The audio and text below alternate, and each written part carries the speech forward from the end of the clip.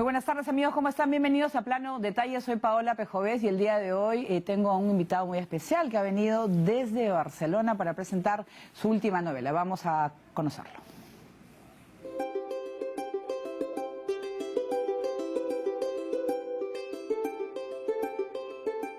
Entonces mamá reía tan fuerte que parecía que iba a quebrar las ventanas y le repetía a la abuela lo bien que se veía. Esta vez, incluso el suelo tembló, pero no solo por el delirio colectivo del gol, también por el disparo de un arma. Escribo mucho más cuando no estoy frente a la máquina. Me paso todo el día dando vueltas en historias, obsesivamente, y pensando cómo voy a resolver esto o qué información me falta.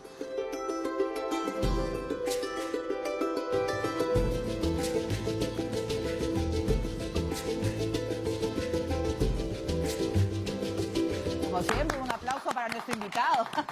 Con aplausos a Santiago Roncagliolo. Muchas gracias por estar con nosotros, que has venido pues de visita al Perú y es el momento de presentar tu último bebé, ¿no es cierto? Que lo tengo aquí. Acá está, Líbranos del Mal, que realmente es una novela, yo creo que cruda, pero realista, ¿no es cierto? Porque es una realidad que ha ocurrido muchísimo, pero simplemente o no la queríamos ver o la guardábamos debajo de la alfombra. Sí, no solo aquí, ¿no? En general en América Latina y en el mundo ha habido casos de abusos que se han refugiado en las cosas de las que no queremos hablar. Ajá. Como era tan duro hablar del abuso, se perpetuaba el abuso, ¿no? Claro, y esa historia en las cuales, como tú pones acá en tu libro, en todas las familias guardan algún secreto, tú cambiaste los nombres, pero ¿se trata de una historia real? O sea, No. ¿hay un Jimmy o es un poquito de...? Está inspirado en gente que existió, en gente con la que yo he hablado, en gente de la que he leído. Pero no me interesaba tanto hacer una denuncia de un caso, porque hay periodistas denunciando muy bien el caso. Lo que me interesaba era escribir una novela, que es lo que tiene la ficción, que luego la lea un español y encuentre sus propios casos, que la lea un chileno o un mexicano y encuentren sus propias historias, ¿no? Ir un poco más allá de la denuncia periodística a lo que es el material de la literatura, que son las emociones humanas. Claro, y además en los cuales estás hablando de una realidad, y lo estábamos comentando, en el cual la reacción del público, te das cuenta que qué conservadores somos aquí en América Latina, ¿no? Bueno, tengo una amiga que dice que no siempre somos conservadores, que frecuentemente somos hipócritas. O sea, que hacemos todas las cosas y luego decimos que no las hacemos. Pero sin duda tenemos una tradición conservadora que además se siente como amenazada. De hecho, la familia de la que habla esta novela es una familia que pertenece a una clase social que se siente amenazada por el mundo, amenazada por los más pobres, por los que son diferentes, por los que son más oscuros que ellos. Claro. Y esto genera una especie de sentido de angustia vital, una fortaleza de los valores conservadores que se tiene que defender del mundo, ¿no? Claro, pero además es el mundo de las apariencias, ¿no? En los cuales al final las cosas y los secretos no se cuentan, ¿no? O sea, ni siquiera al final de tu vida, ¿no? Bueno, pareciera... en el abuso en general, si el abuso se refugia, incluso si es abuso doméstico, el abuso es algo que te hace alguien que dice que te quiere y que tú crees que te quiere. Y ese amor está consagrado, defendido en diversas instituciones. Entonces, si tú denuncias al que abusa, también discutes, por ejemplo, la iglesia que lo refugia, el colegio que los mete en esa iglesia, los compañeros que estudiaron contigo en ese colegio, la familia que te puso ahí. Y esto hace que se perpetúe el silencio, ¿no? Esto hace muy difícil hablar de esos casos. Claro, porque ahora que se ha conocido, por ejemplo, en el libro de Pablo Gascón, Pedro Salinas, en los cuales se pudo conocer, bueno, ya eran con nombres propios y con un caso real, y se destapó y un sector, qué barbaridad, pero es que es el tema de la iglesia y el abuso sexual, que ahora el Papa Francisco intenta de repente arreglar. ¿Crees que eso se pueda realmente solucionar? Que paguen los que deben pagar y que encuentren justicia a las víctimas, millones o miles de víctimas que hay. Bueno, falta que vaya mucha gente presa, ¿no? Para el nivel de las cosas que hubo. Ahora, no, pero sí están cambiando cosas y están cambiando porque hablamos de ellas. Estas cosas ocurrieron durante siglos, arropadas en este manto de de silencio, y en la última década lo que ha empezado a ocurrir es que han empezado a salir los reportajes, las denuncias, las novelas, las películas, todo lo que nos hace pensar, nos hace discutir, y solo quebrar ese silencio ya es robarle su refugio al abuso, ya es impedir, quitarle un espacio. ¿A ti te interesa el tema de las denuncias de abusos sexuales? O sea, ¿siempre te interesó o es algún caso en particular que conociste? A mí me interesa por qué la gente se hace daño. La mayor parte de mis personajes son monstruos, pero son buenos. Tienen un porqué, ser buenos, tienen un porqué. y se convirtieron en monstruos. Claro. Me interesa eso, en general, en mis novelas. En este caso tiene que ver con esos abusos, en otros casos tiene que ver con la violencia política, pero siempre es algo que me interesa explorar, la humanidad de los monstruos, qué es lo que hace que alguien haga cosas atroces, ¿no? Claro, es que, no sé, estaba hablando, la vez pasada escuchaba como que todos podemos ser monstruos también a la vez. No se sabe, o sea, llegar a un límite, de una situación límite, tú no sabes cómo vas a reaccionar. Claro. De repente por defender a tus hijos o por hacer algo, no sé, en los cuales... Y me interesa que el lector se plantee si él mismo no sería ese monstruo. Si viviendo en otra vida o en otras circunstancias o de otra manera, él no llegaría a hacer estas cosas que consideramos atroces, ¿no? ¿Y te demoraste mucho en hacer el libro? ¿O te costó? Bueno, a los libros a mí en general siempre estoy dándoles vueltas por muchos años, hasta que cuando me siento a escribir ya están muy, muy maduros. Entonces es muy difícil decir cuánto me demoran, porque pero tú eres hay una de los... cifra entre 10 años y un año. Pero que tú es que lo que pasa es que entender un poquito ese sistema, por ejemplo, Mario Vargas Llosa, él siempre cuenta que se levanta muy temprano, que tiene un horario para escribir. ¿Tú eres igual? ¿O eres de más de un momento que te Yo soy inspiras? muy disciplinado, aunque ya antes era más oficinista y ahora ya no tengo un horario. De hecho, en realidad voy combinando proyectos según los viajes o la agenda que tenga, y puedo escribir con la tecnología, puedo escribir en la playa, puedo escribir en un tren, puedo escribir en un café. O sea, no eres de Pero los que escribo todos los días, sí. Paso varias horas al día en la novela y otras en otros proyectos todos los días. Pero no hay ningún día en que no haga nada. Pero no eres de los que tienen que estar en silencio y que nada de fastidio, o puedes escribir, concentrarte, porque los periodistas también son así, o sea, a veces a mano, o con lo que tengas, ideas que te ocurren. O sea, puedo escribir algunos días si no hay silencio, pero normalmente prefiero que haya mucho silencio. Prefiero que nadie hable cerca, que Es nadie difícil, respire ¿no? cerca, que Es nadie... difícil en casa a veces. Bueno, como los niños llevan al colegio. Antes tuve me alquilaba un estudio ¿En serio? fuera, porque si no podía ser un ser humano insoportable. Pero ahora que ya se van al colegio, me dejan muchas horas, paso muchas horas en silencio que puedo trabajar. Te puedes concentrar. ¿Qué tal has visto tú la reacción del público a la novela? Bueno, aquí ha sido impresionante, ha sido la novela y sigue siendo la más vendida durante muchos meses. Ha sido uno de los mejores arranques de un libro que he tenido. Y sin poder estar yo presente por la pandemia, recién ahora puedo venir 5 meses después de publicarla. Así que con los lectores peruanos, además, me gusta encontrarnos, como vamos a hacer estos días, al fin físicamente, porque la conexión es espectacular, obviamente. Entienden todo, entienden cada detalle, cada giro, cada... ¿Te gusta la firma de libros y la conversación con la gente? Porque lo vas a hacer con esa novela, ¿no es cierto? Ahora. Sí. Y me gusta mucho estar en contacto con cómo los peruanos leen esta historia, que al final es también su historia, ¿no? Es nuestra historia. Y he esperado mucho por llegar a muchos meses para que llegue este momento, así que estoy contento de que al fin haya llegado. Pero este libro también, estábamos comenzando antes, en los cuales tuvo pues una especie de censura, ¿no? En México, pero que ya se logró solucionar, pero que te demuestra pues qué tan conservadores somos, ¿no? En los cuales has tocado como que un tema que encendió una alerta roja, ¿no? Una alarma, en los cuales, no sé, demasiado conservador es algo que se habla a nivel mundial, ¿no?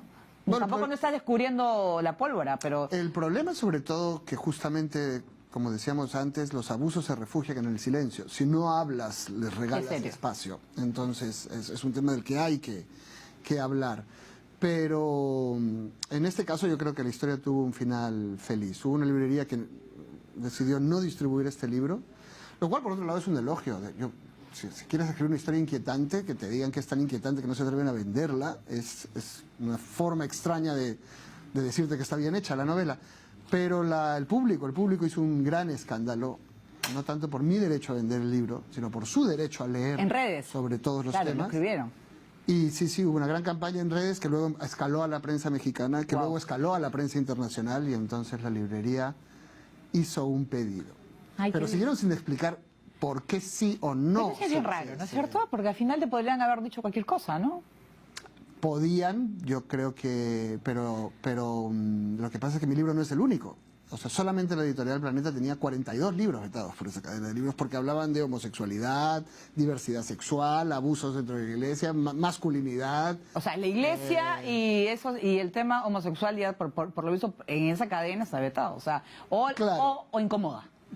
Y la discusión es una discusión muy difícil de sostener porque si van a empezar a precisar de qué temas no quieren vender libros, van a tener que discutir el hecho de que todos esos son temas de los que hay que saber, de los que la gente joven tiene que informarse, de los que la sociedad tiene que tener un debate. Entonces prefirieron decirme, vamos a poner tu libro y cállate la maldita boca y vamos a dejar que esto se acabe aquí. Bueno, pero hicieron el pedido, que es lo más importante, ¿no? Sobre todo, pero esa censura aquí en el Perú no ha habido, ¿no es cierto? No, pero también hay filtros de las cosas que vemos o leemos en distintos canales que no tenemos previstas. Por ejemplo, he hablado con la vez pasada una periodista que tiene un espacio digital. En la entrevista me dijo, vamos a empezar hablando de otro tema, porque si el algoritmo detecta de qué estamos hablando, reducen la visibilidad de la entrevista. Bueno, nosotros no hemos hecho nada de eso, así que al final... Hay todo tipo de pequeños vetos y filtros para que no leas según qué cosas en todas partes. Y a veces simplemente no somos conscientes, los aceptamos con un clic. Bueno, entonces nosotros hemos hecho todo lo contrario, empezamos con el libro, se los recomiendo, muy bueno, y sobre todo apoyar pues a la industria en los cuales hay que comprar libro original. ¿Qué sientes? ¿Ya has visto ya tu versión pirata del libro o no? Porque acá les encanta también. De esta no, pero ya no se piratea como antes, ¿eh? La gente quiere comprar un libro de calidad. Yo y eso conozco es muy uno en la esquina o sea, hay piratas, pero antes era más de la mitad del mercado pirata. Eso ha cambiado mucho en el Perú. Y ha cambiado porque han cambiado los consumidores y los lectores. Quieren un libro de calidad, quieren que el libro esté bien. Y de hecho este es un país donde cada vez lee más gente, cada vez se incorpora más gente a la lectura. Y es gente muy joven. Y esto hace que los cambios sean muy rápidos y muy positivos. Yo soy muy optimista respecto a la industria del libro en el Perú. O sea, que va a continuar, claro, porque están leyendo. Sí, están leyendo la gente. Y son muy jóvenes. Cuando había Feria del Libro, se me acercaban chicos de 12, 15 años, de 17 años, ¿no? Es gente muy, muy joven la que entra masivamente al mercado de la lectura. En toda América Latina, esta es la primera generación en la que ha ido todo el mundo al colegio, o casi todo el mundo al colegio. Claro. Y eso se siente. Dime, ¿tú has regresado a Perú luego de más de un año? Casi 2 años. Y una situación difícil también para ti porque no pudiste despedirte físicamente de tu papá, que falleció en mayo. ¿Fue en mayo? Fue en mayo. Fue en mayo. Tú entonces recién llegas a Lima y es también difícil para ti ese momento, que es como que asimilar el duelo de alguien que se fue hace unos meses y no lograste verlo. O sea, Pensé que iba a ser más difícil. Al contrario, es como hacer algo que tenías que haber hecho antes, o sea que es un alivio. Así. Estar con mi familia. Ha cerrado un círculo. Acompañarlos, ser tan útil como pueda ser. Y llevo en este momento pura ropa de él. ¿En serio? He saqueado su armario. ¿Ya?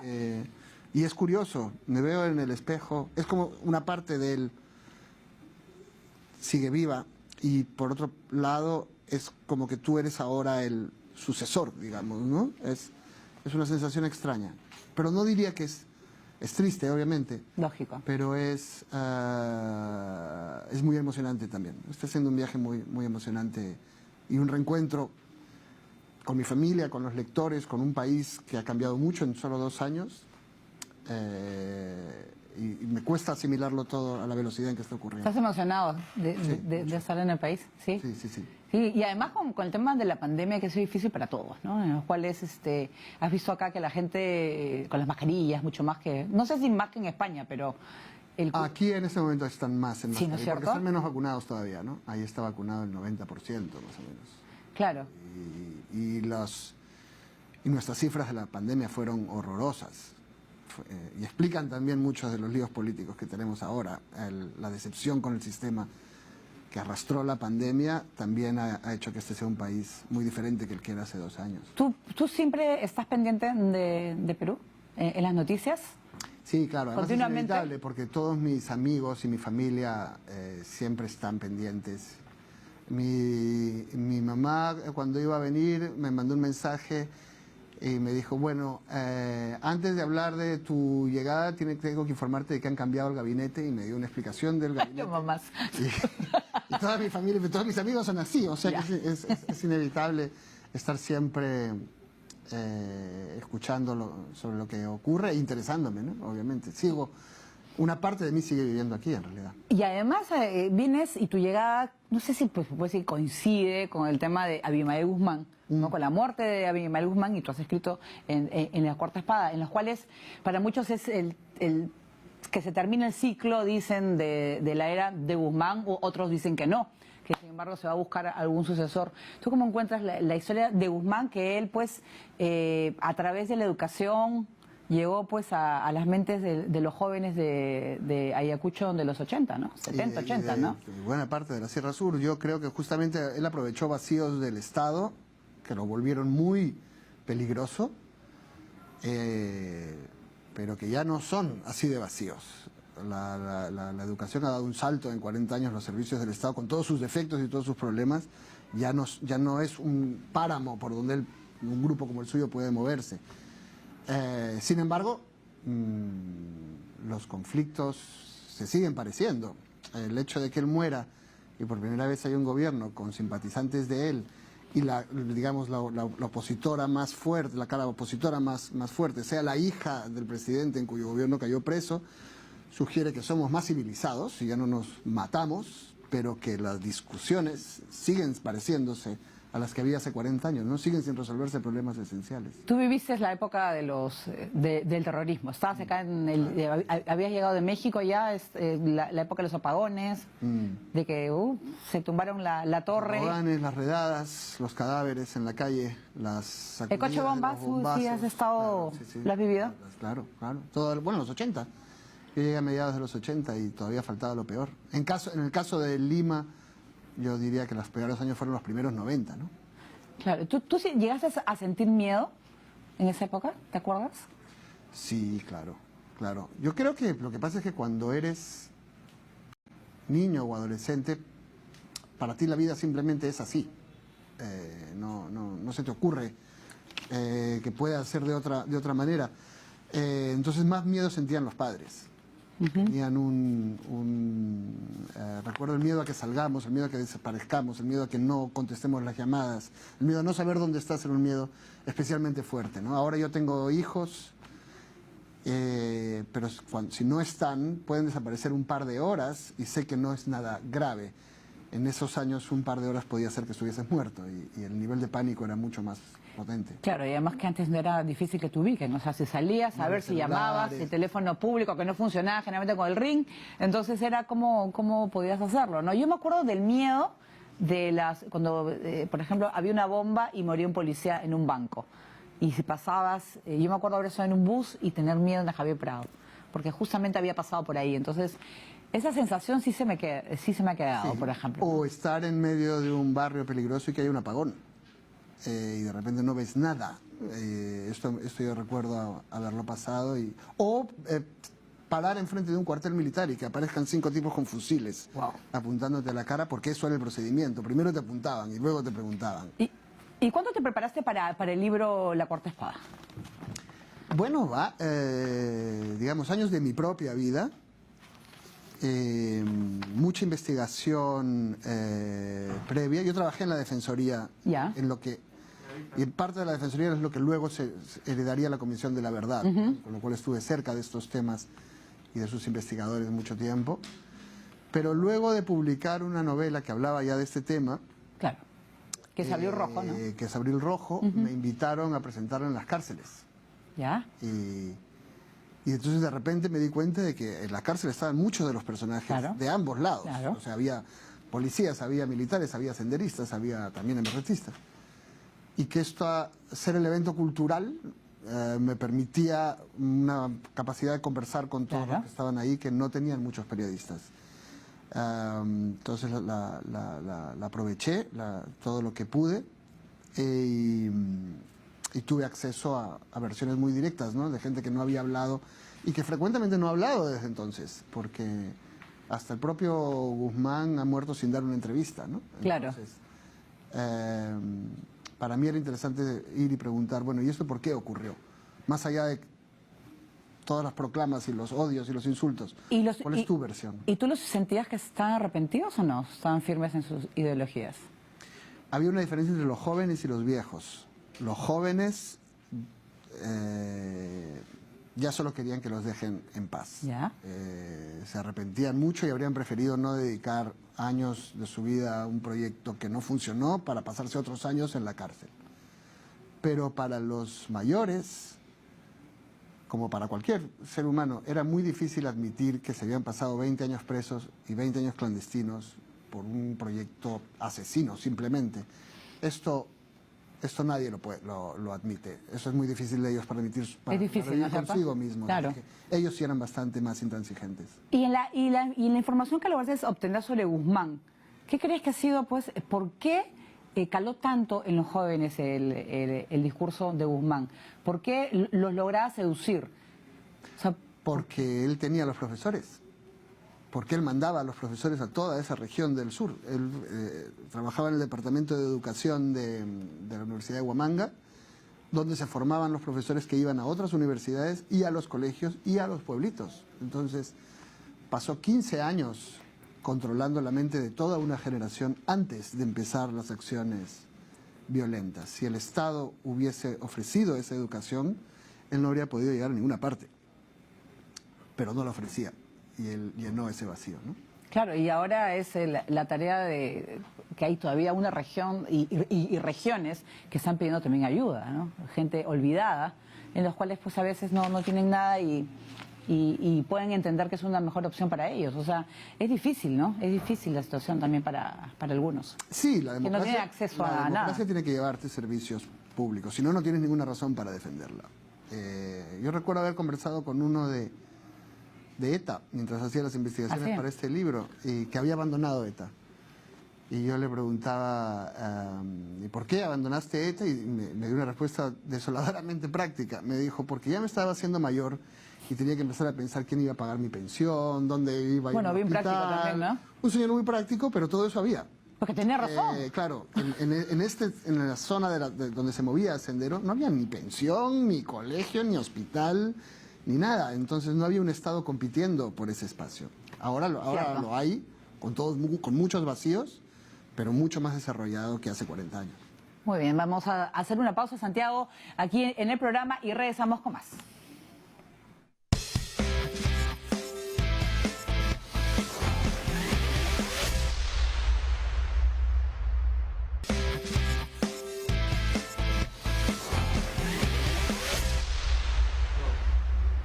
Seguimos en plano detalle conversando con el escritor peruano Santiago Roncagliolo. La novela Abril Rojo, que yo me acuerdo haber leído, porque estaba en la lista del Metro de Madrid cuando yo vivía allá, me gustó y dije, vale, Perú. Entonces, ¿Te fuiste a Madrid a leer sobre Perú? Imagínate, yo estaba feliz porque... Y además me gustó mucho el personaje de Chacaltana, te estaba preguntando que si te habías...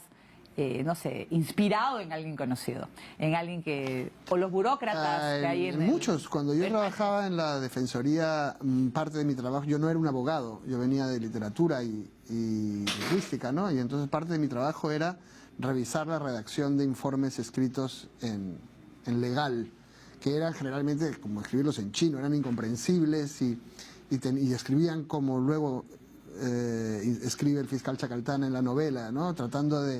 Pensando que las palabras tienen que ser muy largas para ser prestigiosas, y entonces que no se abre un acta, sino se apertura un acta. La apertura. No se recibe un informe, se recepciona, y alargándolo todo innecesariamente, porque le suena más elegante. Como parte policial también, ¿no?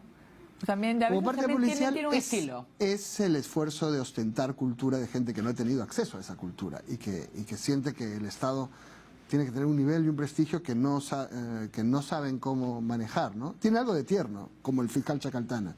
Tiene una parte de ternura eso de querer usar palabras largas y sentirse más importante y más culto por eso. Y ese mismo personaje es el que luego también se traslada como segunda parte en una versión en Pena Máxima, ¿no es cierto? Que tiene que ver con el Mundial, ¿no es cierto? Con el Mundial de Argentina. De Argentina. Y ahora hemos hecho bueno, yo he escrito el guión y Miguel Chel Gómez ha rodado una película con Emanuel Soriano y con Javier Valdés y con Fiorella Penano. ¿Ya? Así que pronto va a estar el fiscal Chacaltana en cines. Oye, está bien. Además que es un personaje simpático. A mí me parece que te iba a pegar. Bueno, es un personaje que yo creo que no solamente en el Perú, sino en América Latina toca un modelo que todos reconocemos, ¿no? Que todos reconocen. Una vez llegando al aeropuerto aquí en ¿Migraciones? Lima, en Migraciones, el funcionario de Migraciones miró mi pasaporte y me dijo, usted debe conocer al fiscal Chacaltana, ¿no? Y el fiscal, yo lo respeto mucho al fiscal Chacaltana, él sí sabe cómo son las cosas. Ah, te dijo, mira. Sí, y me di cuenta de que para él conocía a gente como el fiscal Chacaltana. Para él era un personaje importante porque le hablaba de un mundo que él podía reconocer. Dime. Y eso es bastante latinoamericano. Y ese burócrata peruano, que ya sabemos cómo es, ¿tú lo puedes encontrar? ¿Es único o se replica en otra parte como España, por ejemplo? Que también tiene sus burócratas. España también tiene sus burócratas. La burocracia es universal. Lo que sí pasa es que aquí hay una enorme desconfianza entre la gente. Y eso hace que la burocracia sea más desquiciante. Porque como nadie cree en nadie, hay que hacer miles de pruebas para no estafarse. Los papeleos se multiplican, los plazos se alargan. ¿Y por qué crees que pasa eso? Si se puede hacer el trabajo más rápido y más fácil. Por falta de confianza, porque somos una sociedad que no confía en unos en otros. La peruana en especial, las latinoamericanas más que la española más que otras del norte de Europa. Al final, las sociedades, hay un elemento invisible de cómo funcionan, que es la confianza, que es el hecho de que unos confíen en los otros y sientan que no los van a estafar, ¿no? Claro, es eso, ¿no? Después de tantas horas, trabajo 8 horas y hago el hago larga, pues esas 8 horas cuando lo puedes hacer en una. Yo esas cosas no lo entiendo, y bueno, en España es otro tema porque también está el que los españoles tienen sus tiempos para tomar su café, para fumar y sí, cosas que yo no entendía. Después de la crisis tienen menos tiempo, o sea, ya no es la de antes. Ya no es la de antes. Sí, bueno, tenía que venir una crisis para presionar más a las condiciones laborales, que eran súper envidiables hace 20 años, ya no son tan buenas. Sí, tampoco. La hora del café y la hora del cigarrito y...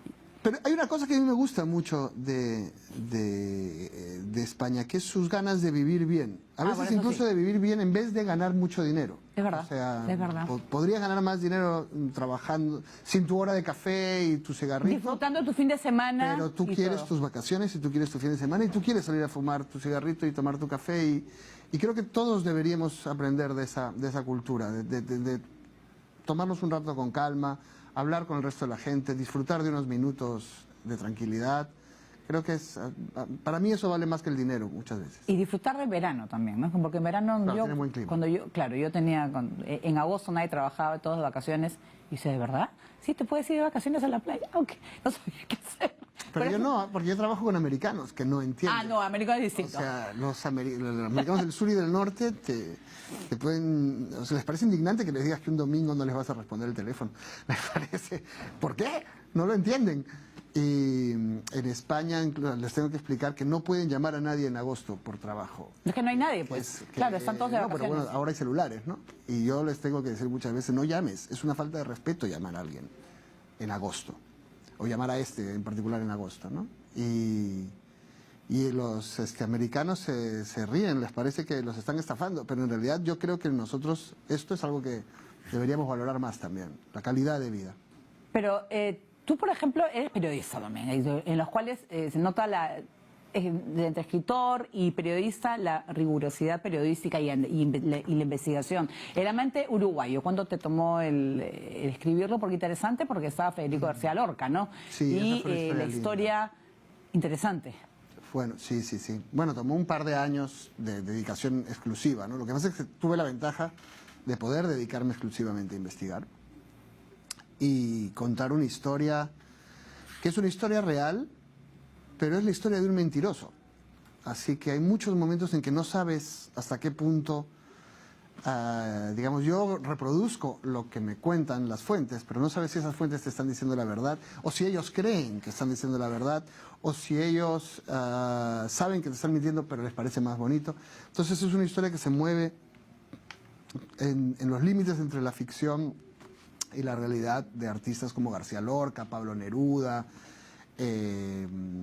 Girondo, Borges, ¿no? y en toda esta bohemia de principios de siglo, y en cómo cambia todo después de la Guerra Civil Española y la Guerra Mundial, y todo se politiza en extremo, ¿no? Sí, también estaba viendo que tú participaste en la cadena SAR, fue creo, como de una tertulia latinoamericana, ¿Sí? Hace como muchos periodista, años, sí. es que allá la tertulia, le dicen, los tertulianos son los que participan y hablan, lo hacías una vez por semana, estaba Boris Izaguirre. Estaban Boris Izaguirre, Álvaro Vargas Llosa y Jorge Lanata. Jorge Lanata, imagínate, estaba con... Hace mucho que no nos vemos. Bueno, cada Álvaro lo he visto hace poco, pero... ¿Y Lanata qué tal? Porque Lanata a mí me encanta. Lanata es espectacular. Además fuimos a hacer... cuando estábamos en esa tertulia inauguró su nuevo periódico, Crítica se llamaba. ¿Ya? Que por cierto era la reedición de un periódico que sale en el Amante Uruguayo, de un viejo periódico como muy clásico de porteño. Y viajamos todos a Buenos Aires a la inauguración de su periódico y él tenía un show de cabaret. ¿Y qué? ¿Hablaba de qué? ¿De la actualidad? Hablaba de las noticias y luego cantaban los de Miranda, ¿te acuerdas de ese grupo Sí, Miranda? sí. Y había números de baile y Lanata contando noticias. Pero además que él era genial. Lanata, no estoy seguro de cuál es tu trabajo. Exactamente. Pero tú sabes fue muy divertida. Que Lanata además ya no lo hace, pero antes era tomar su café, fumaba. Y bueno, yo decía, pero ¿qué más natural? Fumaba en sitios donde estaba prohibido fumar. Pero a ver quién le iba a decir a Lanata que no fuma. Bueno, pero en España estaría feliz porque hasta ahora creo que fuman. Yo creo que él ya fumaba más que los... Ya en España, ¿Más que los españoles? En España ya habían bajado, sí, porque se prohibió, pues. Se prohibió y se bajó. No, ya no fuman tanto como fuman, pero no tanto. ¿Te gustaba esa faceta de tertuliano, de comentar? A mí me gusta conversar, en general. Las tertulias a veces son un poco...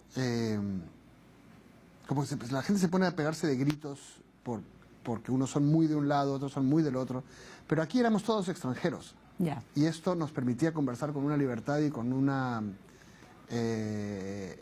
distancia.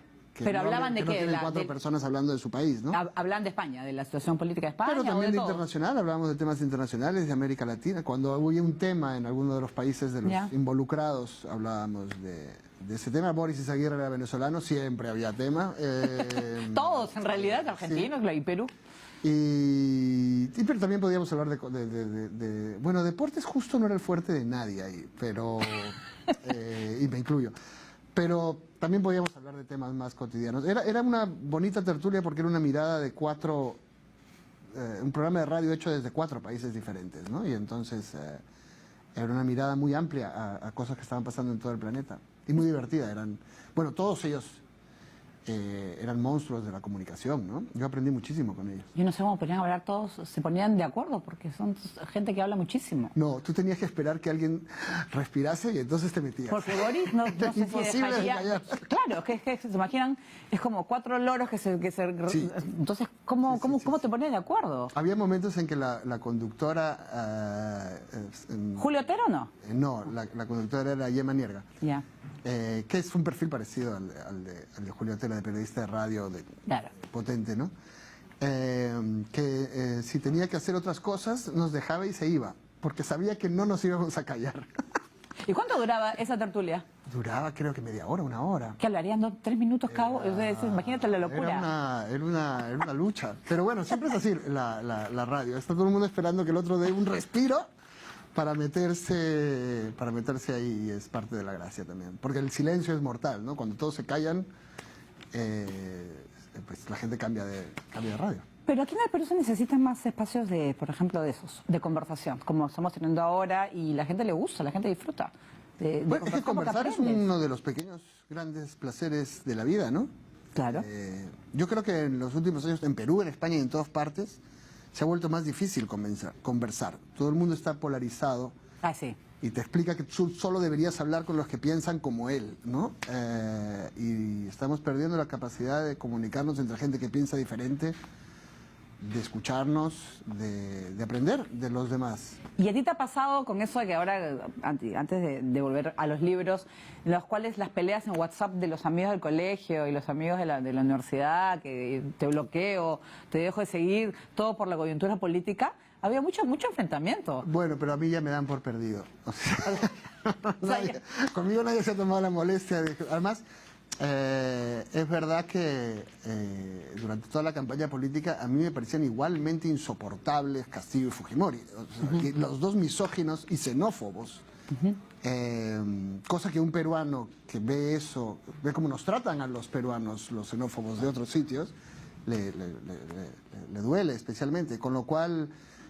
aprendí que si tú querías que me ponga a insultar a uno, podía insultar a ese. Si querías que me ponga a insultar al otro, también podía insultar a ese. Entonces no llegué a tener los problemas que veo a muchos amigos que se han peleado a muerte. Hasta familias, conozco, pero ya se han aceptado. Me parece un error, sí. Me parece que tenemos que saber que hay gente que no piensa como nosotros. Hay que tenemos que escucharlos para saber cómo vivimos juntos, ¿no? Ese es un buen ejercicio, escuchar a veces gente que piensa distinto, ¿no? Y a veces, ¿cuánto es tu grado de tolerancia? Solía ser la vida normal. Lo que pasa es que creo que las redes sociales han hecho que cada vez más en ese espacio de las redes solo hables con gente que piensa como tú. Claro. Y te cuesta más entender a gente que piense diferente. Muy bien, vamos a hablar de la noche de los alfileres. Ese se habla más bien de la aventura es un thriller, ¿no? Con humor negro sobre cuatro amigos, ¿no? Todo lo que yo escribo tiene mucho el ritmo de suspenso. A mí me gusta que sean libros que no puedas soltar, que quieras saber qué le va a pasar a los personajes constantemente, no quiero que te pelees con la página para pasarla. Y este está ambientado en la Lima de principios de los 90, en el año de Tarata en particular. Cuatro adolescentes como éramos nosotros, con un mundo que se cae abajo y vuela en pedazos, pero que son adolescentes, solo están buscando chicas. Esa es su principal ocupación, es cómo tener una vida normal ahí, ¿no? Y es un retrato de esos años tan violentos y también es un retrato de la adolescencia. Claro, una adolescencia y un despertar en un mundo peligroso. Sí, he vuelto a la adolescencia en Líbranos del Mal, a tener un protagonista adolescente, porque es una edad en la que todo está a flor de piel, claro. Todo lo estás viviendo por primera vez, así que todo es muy emocionante y todo lo vives con una intensidad y una vibración que no vas a volver a tener en tu vida. Así que son personajes llenos de pasión, ¿no? Me gustan mucho esos personajes. Dime, y Pudor fue, creo, la novela una de tus primeras novelas que fue llevada al cine, ¿fue, creo? Se la llevaron al cine en España. En España, ¿no? Stan y David Ulloa. Y fue una experiencia muy bonita. Fue muy curioso, es tan íntima que puede ocurrir en cualquier país y funciona igual, ¿no? Fue bonito ver eso. ¿Tú participaste en el guión? No, nadie me hizo el más mínimo caso. Yo cada 5 minutos iba donde... Esta es la película. Cada 5 minutos... Él es conocidísimo, el de lentes, no sé. Nando, sí. Nacho Novo. Es el actor protagonista y es Elvira Mínguez, que ganó premios por ese papel. Sí. Y la verdad es que disfruté yo mucho de ver... Bueno, yo también soy guionista, ¿no? Y entonces no soy un tipo que espera que la película sea igual. Yo sé que cambia y me gusta que cambie. Claro, es una versión también, ¿no? Disfruté también ver cómo lo leían. La lectura de ellos es mucho más dramática. La novela tenía más sentido del humor. Sobre todo porque hay un gato en la novela. Y el gato es un personaje más de la familia, pero es muy difícil rodar con un gato. Porque los gatos no son para nada obedientes. Los gatos no obedecen a las órdenes del director, no obedecen a nadie, hacen lo que les da la gana. El gato no quería participar. Y te pueden tumbar un día de rodaje, que es lo más caro. Así que el gato fue eliminado y la historia se volvió mucho más oscura y mucho más triste, porque el gato tenía mucho del alivio cómico. Es que es difícil, ¿verdad? Porque los gatos no participan en nada. Nada, no participan en nada. Y yo también quise participar, hice un cameo, pero fui eliminado en el montaje del director. ¿En serio? El último el autor de la obra. Sala de montaje. Nadie me hizo... ¿Fuiste a la Van Premier y no sabías? No me digas. No, en la Van Premier me dejaron estar en la alfombra con los famosos. Eso fue divertido. Estaban todos los fotógrafos enfrente de los actores famosos preguntándose quién es el flaco del costado que nadie lo conoce. ¿Quién es ese señor? ¿No sé quién Porque es? ese señor se ha colado en la alfombra. Pero disfruté el proceso, disfruté de ver la película, disfruté incluso en lo que cambiaba respecto de la novela. Ay, me has hecho reír. Cuando Santiago, vamos a hacer una pausa y regresamos en Plano en Detalle.